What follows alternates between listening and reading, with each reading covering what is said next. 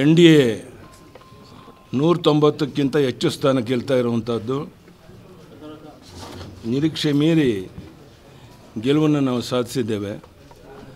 ಎಲ್ಲರೂ ನಿರೀಕ್ಷೆ ಮಾಡಿದರು ದೊಡ್ಡ ಗೆಲುವಾಗುತ್ತೆ ಅಂತ, ಆದರೆ ಇಷ್ಟು ದೊಡ್ಡ ಪ್ರಮಾಣದಲ್ಲಿ ಗೆಲುವಾಗುತ್ತೆ ಅಂತ ಅಂದ್ಕೊಂಡಿರಲಿಲ್ಲ. ಬಹುಶಃ ಪ್ರಧಾನಿ ನರೇಂದ್ರ ಮೋದಿಜಿಯವರು, ಅಮಿತ್ ಶಾಜಿಯವರ ನೇತೃತ್ವ, ನಿತೀಶ್ ಕುಮಾರ್ ಅವರ ಒಂದು ಆಡಳಿತ, ಇವೆಲ್ಲಕ್ಕೂ ಸಹ ಜನ ಮೆಚ್ಚುಗೆ ವ್ಯಕ್ತಪಡಿಸಿ ಈ ದೊಡ್ಡ ಒಂದು ಗೆಲುವನ್ನು ಕೊಟ್ಟಿದ್ದಾರೆ. ಅದಕ್ಕಾಗಿ ನಾನು ಬಿಹಾರ್ ಜನತೆಗೆ ನಾನು ಅಭಿನಂದನೆಯನ್ನು ಸಲ್ಲಿಸ್ತೇನೆ.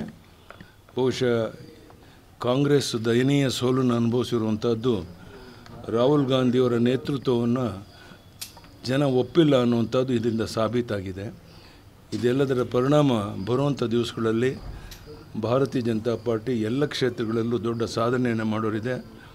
ಕರ್ನಾಟಕದಲ್ಲೂ ಸಹ ಇದೇ ರೀತಿಯ ಒಂದು ಗೆಲುವನ್ನು ಸಾಧಿಸಬೇಕು ಅಂಥೇಳಿ ಈಗಲಿಂದಲೇ ಪ್ರಯತ್ನ ಮಾಡ್ತಾ ಇದ್ದೇವೆ. ನೋಡೋಣ ಏನಾಗುತ್ತೆ ಅಂತ. ನಮ್ಮ ಪ್ರಯತ್ನ ನಾವು ಮುಂದುವರಿಸ್ತಾ ಇದ್ದೀವಿ. ಸರ್, ಬಿಜೆಪಿ ಸರ್ ಬಿಹಾರದ ಮುಖ್ಯಮಂತ್ರಿ sir left to the our prime minister and also Amit Shah, they will take appropriate. ಅವ್ರು ಏನು ಡಿಸಿಷನ್ ತೊಗೊಳ್ತಾರೆ ಅದು ಫೈನಲ್.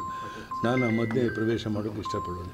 ಸರ್, ಮೋದಿಯವರು ಸಾಕಷ್ಟು ಪ್ರಚಾರವಾಗಿದ್ದರು, ಅದೆಲ್ಲ ವರ್ಕೌಟ್ ಆಯಿತು ಅಂತ ಮೋದಿಯವರು 100 ಮೋದಿಯವರು, ಅಮಿತ್ ಶಾಜಿಯವರು, ಇವರೆಲ್ಲರ ಪ್ರಯತ್ನ ಮತ್ತು ನಿತೀಶ್ ಕುಮಾರ್ ಬಗ್ಗೆ ಇರುವಂಥ ಗೌರವ ಈ ಒಂದು ಫಲಿತಾಂಶ ಅಂತ ನಾನು ಭಾವಿಸಿದ್ದೆ. ಸರ್, NDA ಹೊರತುಪಡಿಸಿ ಬಿಜೆಪಿ ಸಹ ಸಾಕಷ್ಟು ಈ ಬಾರಿ ಉತ್ತಮ ಸೀಟ್ಗಳನ್ನು ಹೌದು, ಭಾಳ ದೊಡ್ಡ ಪ್ರಮಾಣದಲ್ಲಿ ಗೆಲುವಾಗಿದೆ, ನಿರೀಕ್ಷೆ ಮೀರಿ ಗೆಲುವಾಗಿದೆ. ಅದಕ್ಕಾಗಿ ಬಿಹಾರ್ ಜನತೆಗೆ ಅಭಿನಂದನೆಯನ್ನು ಸಲ್ಲಿಸ್ತೇನೆ. More than 190 seats. It is the credit to go to our Prime Minister Narendra Modi ji and also Amit Shah ji and also Bihar Chief Minister Nitish Kumar ji. So we will welcome this, and in future also BJP in the entire country we are going to come to power, and Congress, you know, the decision of the people of Karnataka and also Bihar. So Rahul Gandhi lost his capacity and also leadership. People not at all accepting Rahul Gandhi. That is the important thing we must observe.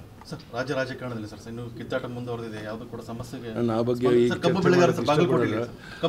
ಕಬ್ಬು ಬೆಳೆಗಾರರ ಬಗ್ಗೆ ಈಗಾಗಲೇ ಒಂದು ತೀರ್ಮಾನಕ್ಕೆ ಬರ್ತಾ ಇದ್ದೇವೆ. ಎಲ್ಲ ಸಮಸ್ಯೆಗಳು ಬಗೆಹರಿಯುತ್ತೆ. ಧನ್ಯವಾದ. ನಮಸ್ಕಾರ.